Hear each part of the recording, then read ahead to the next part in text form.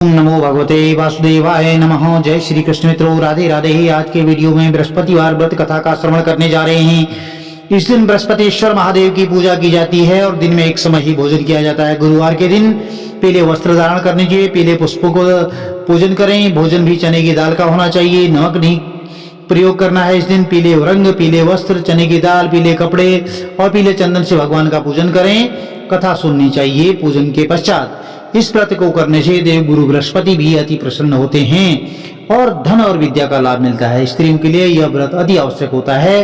इस व्रत में केले के पौधे का भी पूजन होता है।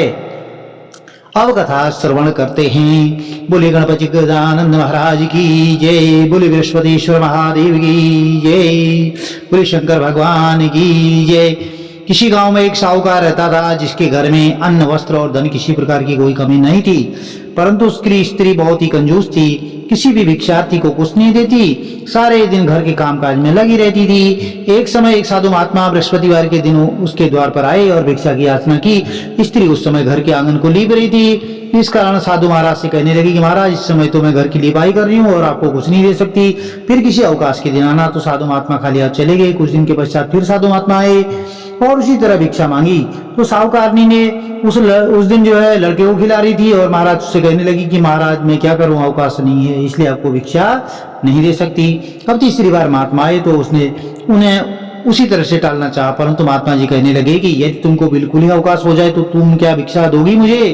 तो साहूकारनी कहने लगी हाँ महाराज, यदि ऐसा हो जाए तो आपकी बहुत बड़ी कृपा होगी। साथ महात्मा जी कहने लगी कि अच्छा, मैं एक उपाय बताता हूँ। तुम बृहस्पतिवार को दिन चढ़ने पर उठो और सारे घर में झाड़ू लगा करके कूड़ा जो है एक कोने में जमा करके रख देना और घर में चौका इत्यादि मत लगाना। फिर स्नान आदि करके घर वालों से कह देना कि उस दिन सब हजामत अवश्य बनवाएं और रसोई बना करके चूल्हे के पीछे रखा करो, सामने कभी मत रखना। सायंकाल को अंधेरा हो जाने पर दीपक बाद में जलाया करो और बृहस्पतिवार को पीले वस्त्र धारण मत करना और ना ही पीले रंग की चीजों का भोजन करना।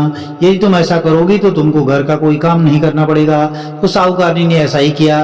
बृहस्पतिवार को वह दिन चढ़े उठी, झाड़ू लगा कर कूड़े को घर में जमा कर दिया। पुरुषों ने सबने हजामत बनवाई और भोजन बना करके चूल्हे के पीछे रखा। वह सब बृहस्पतिवार को ऐसा ही करती रही।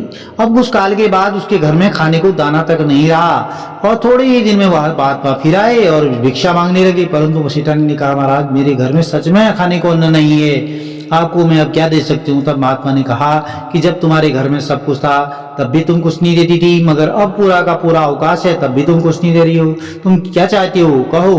तब सेठानी ने कहा, हाथ जोड़ करके प्रार्थना की कि महाराज अब कोई ऐसा उपाय बताओ कि मेरा घर पहले जैसा धन धान्य से परिपूर्ण हो जाए।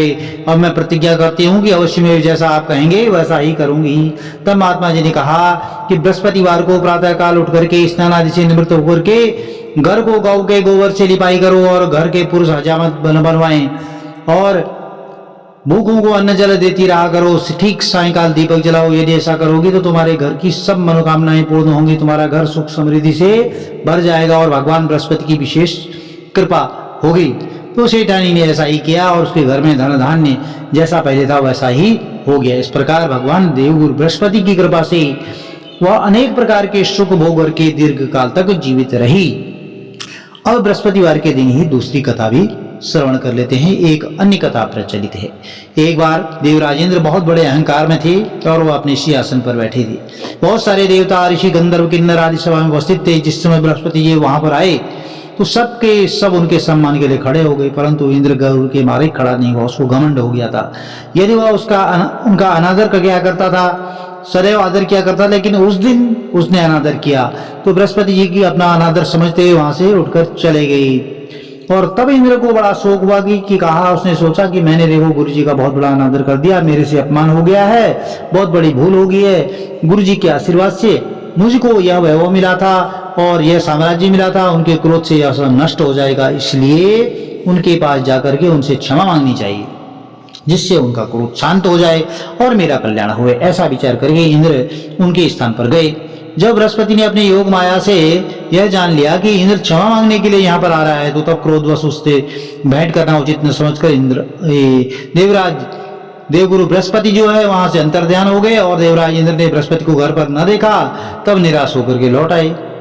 अब जब दैत्यों के राजा वृषवर्मा को यह समाचार विदित हुआ तो उसने अपने गुरु शुक्राचार्य की आज्ञा से इंद्रपुरी को चारों तरफ से घेर लिया।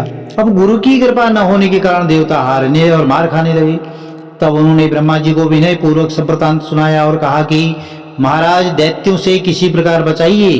तब ब्रह्मा जी कहने लगे कि तुमने बहुत बड़ा अपराध किया है, जो गुरुदेव को क्रोधित कर दिया है। अब तुम्हारा कल्याण इसी में हो सकता है कि तुम त्वष्टा ब्राह्मण का पुत्र विश्वरूपा बहुत बड़ा तपस्वी और ज्ञानी है, उसे अपना पुरोहित बनाओ तो तुम्हारा कल्याण हो सकता है। यह वचन सुनते ही इंद्र त्वष्टा के पास गए और बड़े विनीत भाव से त्वष्टा से कहने लगे कि आप हमारे पुरोहित बनिए, जिससे हमारा कल्याण हो। तो तब त्वष्टा ने उत्तर दिया कि पुरोहित बनने से तो तपोबल घट जाता है, परंतु तुम बहुत विनती करते हो, इसलिए मेरा पुत्र विश्वरूपा पुरोहित बनकर के तुम्हारी रक्षा करेगा। विश्वरूपा ने पिता की आज्ञा से पुरोहित बनकर ऐसा यत्न किया कि हर इच्छा से इंद्र वृषवर्मा को युद्ध में जीत करके अपने इंद्रासन पर स्थित हुआ। अब विश्वरूपा के 3 मुख थे। एक मुख से तो वह सोमपल्ली लता का रस निकाल करके पीते थे, दूसरे मुख से वह मदिरा पीते और तीसरे मुख से अन्न आदि भोजन ग्रहण करते। अब इंद्र ने कुछ दिन उपरांत कहा कि मैं आपकी कृपा से यज्ञ करना चाहता हूँ। और जब विश्वरूपा की आज्ञा अनुसार यज्ञ प्रारंभ हो गया, तब एक दैत्य ने विश्वरूपा से कहा कि तुम्हारी माता दैत्य की कन्या है, इस कारण हमारे कल्याण के निमित्त एक आहुति दैत्यों के नाम पर भी दे दिया करो तो अति उत्तम बात होगी। विश्वरूपा उस दैत्य का कहा मानकर के आहुति देते समय दैत्य का नाम भी धीरे से कहने लगा। इसी कारण यज्ञ करने से देवताओं का तेज नहीं बढ़ा।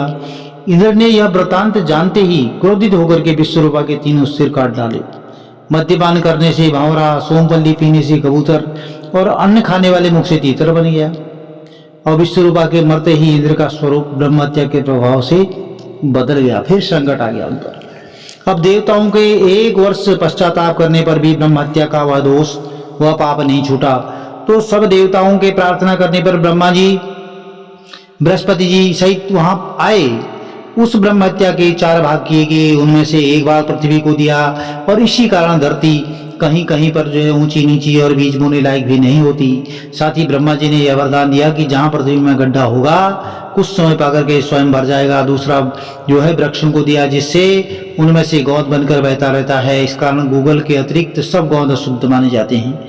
और वृक्षों को यह वरदान दिया कि ऊपर से सूख जाने पर जड़ फिर फूट जाती है। और तीसरा भाग स्त्रियों को दिया। इसी कारण स्त्रियां हर बनी रजस्वला होकर के पहले दिन चांडालिनी, दूसरे दिन ब्रह्मघातिनी और तीसरे दिन धोबिन के समान रख करके चौथे दिन शुद्ध होती हैं। और संतान प्राप्ति का उनको वरदान दिया। चौथा भाग जल को दिया, जिससे फैन और शैवाल आदि जल के ऊपर आ जाते हैं। जल को भी यह वरदान मिला कि जिस भी चीज में डाला जाएगा वह बोझ में बढ़ जाएगी। इस प्रकार इंद्र को ब्रह्महत्या के पाप से मुक्त किया गया। और जो मनुष्य इस कथा को पढ़ता है, सुनता है, ओंकारा भरता है, उसके सब पाप गुरु बृहस्पति जी महाराज की कृपा से नष्ट हो जाते हैं और उसके घर में सुख, समृद्धि, धन धान्य की बरकत सदैव बनी रहती है। प्रिय भक्तजनों, यदि यह वीडियो आपको अच्छी लगी तो आप चैनल को लाइक करें, शेयर करें, सब्सक्राइब करें, साथ में बेल आइकन अवश्य प्रेस कर दें, जिससे आने वाली वीडियोज की नोटिफिकेशन आपको ठीक समय पर मिलती रहे। हमें कथा कहानियों से कुछ न कुछ प्रेरणा अवश्य मिलनी चाहिए, अवश्य लेनी चाहिए, जिससे कि हमारे घर में, कुटुंब में, परिवार में, बंधु बांधवों में बरकत और सुख समृद्धि सदैव बनी रहे। हर हर महादेव, जय माता दी।